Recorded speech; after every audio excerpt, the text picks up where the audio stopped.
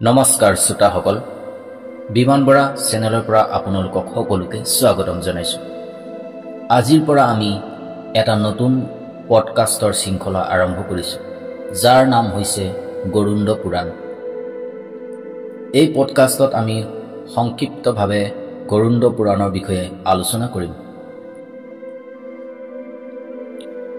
গৰুণ্ড পুৰাণ হৈছে 18টা মহাপুৰাণৰ ভিতৰত এটা বিশেষ গুৰুত্বপূৰ্ণ পুৰাণ। এই পুৰাণৰ প্ৰধান দেৱতা হৈছে ভগৱান বিষ্ণু। সেয়েহে ই এটা বৈষ্ণৱ পুৰাণ। এই পুৰাণৰ বিষয়ে কোৱা হৈছে যে যেনেকৈ দেৱতাসকলৰ ভিতৰত ভগৱান বিষ্ণু শ্ৰেষ্ঠ আৰু অস্ত্ৰৰ ভিতৰত সুদৰ্শন চক্ৰ শ্ৰেষ্ঠ, তেনেকৈ পুৰাণসমূহৰ ভিতৰত গৰুণ্ড পুৰাণো শ্ৰেষ্ঠ। এই পুৰাণ ভগৱান বিষ্ণুৰ তত্ত্ব বৰ্ণনাৰ ক্ষেত্ৰত প্ৰধান। যি ব্যক্তিৰ হাতত এই পুৰাণ থাকে, তেওঁৰ হাতত নীতিৰ ভাণ্ডাৰ থাকে। যি ব্যক্তিয়ে এই পুৰাণ পঢ়ে বা শুনে, তেওঁ ভোগ, সুখ আৰু মোক্ষ মুক্তি দুয়োটাই লাভ কৰে। গৰুণ্ড পুৰাণত মূলত 3টা খণ্ডত বিভক্ত: পূৰ্বখণ্ড, আচাৰখণ্ড, উত্তৰখণ্ড অৰ্থাৎ ধৰ্মকাণ্ড আৰু প্ৰেতকল্প।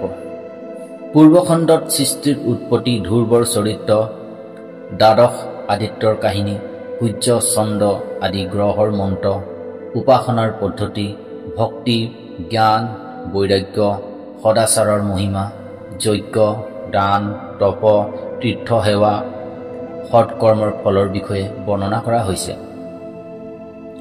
ইয়াৰ উপৰি ব্যাকৰণ, ছন্দ, স্বৰ, জ্যোতিষ, আয়ুৰ্বেদ, ৰত্নশাস্ত্ৰ, নীতিশাস্ত্ৰ আদি বিভিন্ন বিষয়ৰে বৰ্ণনা আছে। উত্তৰখণ্ডত ধৰ্মকাণ্ড আৰু প্ৰেতকল্পৰ বিশেষ গুৰুত্ব আছে। ইয়াত মৃত্যুৰ সময়ত ব্যক্তিৰ কল্যাণৰ বাবে বিভিন্ন দানৰ বিষয়ে, মৃত্যুৰ পিছত দেহৰ সংস্কাৰ, পিণ্ডদান, শ্ৰাদ্ধ,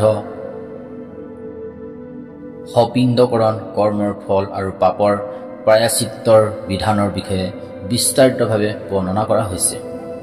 ইয়াৰ উপৰি ধৰ্ম, অৰ্থ, কাম আৰু মোক্ষৰ সাধনাৰ লগতে আত্মজ্ঞানৰ সুন্দৰ বৰ্ণনাও আছে। এই পুৰাণৰ অধ্যয়নৰ দ্বাৰা মানুহে শাস্ত্ৰ অনুযায়ী জীৱন যাপনৰ শিক্ষা লাভ কৰে। ইয়াত পুত্ৰ, পত্নী আদি পৰিয়ালৰ সদস্যৰ পাৰ্থিৱ প্ৰয়োজন আৰু কৰ্তব্যৰ বিষয়ে বিস্তাৰিত জ্ঞান দিয়া হৈছে। এই পুৰাণ জিজ্ঞাসুৰ বাবে অত্যন্ত জ্ঞানবৰ্ধক আৰু আত্মকল্যাণৰ পথ প্ৰদৰ্শক। এটা ভুল ধাৰণা প্ৰচলিত আছে যে গৰুণ্ড পুৰাণ কেৱল মৃত্যুৰ পিছত মৃত ব্যক্তিৰ কল্যাণৰ বাবে পঢ়া হয়। এই ধাৰণা সম্পূৰ্ণ ভুল। এই পুৰাণ অন্যান্য পুৰাণৰ দৰে নিত্য পঢ়া শুনা আৰু মননৰ বিষয়। ইয়াৰ অধ্যয়নৰ দ্বাৰা অসীম পুণ্য লাভ হয় আৰু ভক্তি আৰু জ্ঞানৰ বৃদ্ধিত ই অপূৰ্ব সহায়ক। তেন্তে চাওঁ আহক, আমি এতিয়া সংক্ষিপ্ত গৰুণ্ড পুৰাণৰ প্ৰথম অধ্যায় শুনিম। গৰুণ্ড পুৰাণত ভগৱান বিষ্ণুৱে তেওঁৰ যি বাহন গৰুক গৰুণ্ডক ত্যাক্ষ, পক্ষীশ্ৰেষ্ঠ আদি নামেৰে সম্বোধন কৰিছে। তেনে সময়ত ভক্তিৰে ভগৱান বিষ্ণুৰ ধ্যান কৰি কমেণ্ট বক্সত লিখক, জয় শ্ৰীহৰি। প্ৰথম অধ্যায় ভগৱান বিষ্ণু আৰু গৰুণ্ডৰ সংবাদ। গৰুড় পুৰাণত পাপী মানুহৰ এই লোক আৰু পৰলোকত হোৱা দুৰ্গতিৰ কথা বৰ্ণনা কৰা হৈছে। ইয়াত দশগাত্ৰৰ পিণ্ডদানৰ দ্বাৰা যাতনা দেহ গঠনৰ কথাও কোৱা হৈছে। ধৰ্ম হৈছে এনে এটা বৃক্ষৰ দৰে, যাৰ মূল হৈছে বেদ, শাখা হৈছে পুৰাণ, ফুল হৈছে যজ্ঞ আৰু ফল হৈছে মোক্ষ। এই বৃক্ষৰ দৰে ভগৱান মধুসূদন সকলোকে আশ্ৰয় দিয়ে আৰু তেওঁৰ চৰণত আশ্ৰয় লৈ সকলোৰে ৰক্ষা হয়। সেয়েহে ভগৱানক এইখিনিতে কল্পবৃক্ষৰ উপমা দিয়া হৈছে। নৈমিষাৰণ্যত শৌনক আদি ঋষিসকলে স্বৰ্গ লাভৰ কামনাৰে এটা সহস্ৰ বছৰীয়া যজ্ঞ আৰম্ভ কৰিছিল। এদিন প্ৰভাতত অৰ্থাৎ পুৱাত হোম আদি কৰ্ম সম্পন্ন কৰি হোমযজ্ঞ আদি কৰ্ম সম্পন্ন কৰি ঋষিসকলে পুতজী মহাৰাজৰ পৰা সন্মানৰ সৈতে প্ৰশ্ন কৰিলে, তেওঁলোকে ক'লে, হে সূৰ্যী। মহৰ্ষি সূতক সুধিলে, হে সূৰ্যী, আপুনি আমাক দেৱমাৰ্গৰ বিষয়ে সুন্দৰভাৱে বৰ্ণনা কৰিছে। এতিয়া আমি ভয়ংকৰ যমমাৰ্গৰ বিষয়ে জানিব বিচাৰোঁ। সংসাৰৰ দুখ, সেই দুখৰ নিবাৰণৰ উপায় আৰু এই লোক আৰু পৰলোকৰ দুখৰ বিষয়ে যথাযথভাৱে বৰ্ণনা কৰক। তেতিয়া দেৱৰ্ষি সূৰ্যীয়ে ক'লে, হে ঋষিসকল, শুনক, মই যমমাৰ্গৰ বিষয়ে ক'ম, যি পুণ্যাত্মৰ বাবে সুখদায়ক আৰু পাপীৰ বাবে দুখদায়ক। গৰুড়জীক প্ৰশ্নৰ উত্তৰত ভগৱান বিষ্ণুৱে যি কৈছিল, মই তাকেই আপোনালোকক সন্দেহ দূৰ কৰিবলৈ বৰ্ণনা কৰিম। এসময়ত বৈকুণ্ঠত ভগৱান বিষ্ণুৰ পৰা গৰুড় পক্ষীয়ে বিনিময়ৰ সৈতে প্ৰশ্ন কৰিলে। তেওঁ ক'লে, হে প্ৰভু, আপুনি মোক ভক্তি মাৰ্গৰ বিষয়ে বিস্তাৰিতভাৱে কৈছে আৰু ভক্তসকলৰ প্ৰাপ্তিৰ বিষয়েও কৈছে। এতিয়া মই ভয়ংকৰ যম মাৰ্গৰ বিষয়ে জানিব বিচাৰোঁ। শুনিছোঁ যে আপোনাৰ ভক্তিৰ পৰা বিমুখ হোৱা প্ৰাণী নৰকত পৰে। যদিও ভগৱানৰ নাম সহজে ল'ব পাৰি, তথাপিও মানুহ নৰকত যায়। সেই অধৰ্ম মানুহসকলৰ বাৰম্বাৰ ধিক্কাৰ। হে প্ৰভু, পাপীসকলে যি গতি পায়, যম মাৰ্গত তেওঁলোকে যি দুখ ভোগ কৰে, সেই বিষয়ে মোক অলপমান কওক। তেতিয়া ভগৱান বিষ্ণুৱে ক'লে, হে গৰুড়, মই তোমাক যম মাৰ্গৰ বিষয়ে ক'ম, য'ত পাপীসকলক নৰকলৈ যায়। এই মাৰ্গ শুনোতাৰ বাবেও ভয়ংকৰ। যি প্ৰাণী সদায় পাপ কৰে, দয়া আৰু ধৰ্মৰ পৰা বিমুখ, দুষ্টৰ সংগত থাকে, সৎ শাস্ত্ৰ আৰু সৎ সংগৰ পৰা দূৰত থাকে, নিজকে গৰ্বিতভাৱে ধন মানৰ মোহত মত্ত, আসুৰী শক্তিৰে পৰিপূৰ্ণ আৰু দৈবী গুণৰ পৰা বঞ্চিত, যাৰ মন বিভিন্ন বিষয়ত আসক্ত হৈ ভ্ৰান্ত, যি মোহৰ জালত আবদ্ধ আৰু কামনাৰ ভোগত মগ্ন, তেওঁলোকক অপবিত্ৰ হৈ নৰকত পৰে।